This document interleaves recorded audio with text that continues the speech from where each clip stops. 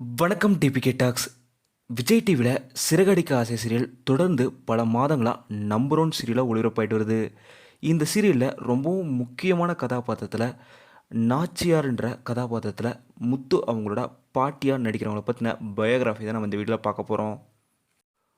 முத்து அவங்களோட பாட்டியாக நாச்சியார் கதாபாத்திரத்தில் நடிக்கிறவங்க சின்ன வயசுலேருந்தே சினிமாவில் நடிச்சிட்டு வராங்க.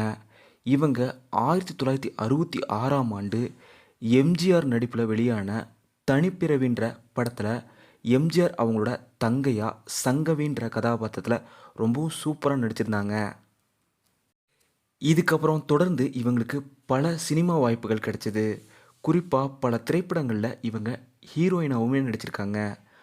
காக்கும் கரங்கள்ன்ற திரைப்படத்தில் சிவகுமார் அவங்களோட ஜோடியாக இவங்க நடிச்சிருக்காங்க. இதுக்கப்புறமும் தொடர்ந்து பல திரைப்படங்களை நடிச்சிட்டு வந்த அவங்க திடீர்னு நடிக்கிறத விட்டுட்டு ஃபேமிலியை முழுசாக பார்த்துக்க ஆரம்பித்தாங்க. அதுக்கப்புறம் நடிப்பை முழுசாக விட்ட இவங்க 40 வருடம் கழித்து அம்மாவின் கைபேசின்ற ரொம்பவும் முக்கியமான இவங்க லைஃப்பில் ரொம்பவும் முக்கியமான ஒரு திரைப்படத்தில் நடிச்சிருந்தாங்க.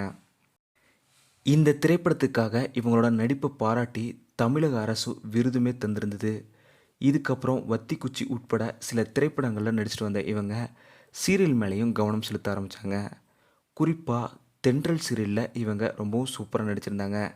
இதுக்கப்புறம் தமிழும் சரஸ்வதியும் மௌனராகம்னு தொடர்ந்து நடிச்சிட்டு வந்த இவங்க இப்போது சிறகடிக்க ஆசை சீரியலில் நாச்சியார் கதாபாத்திரத்தில் நடிச்சிட்டு வராங்க.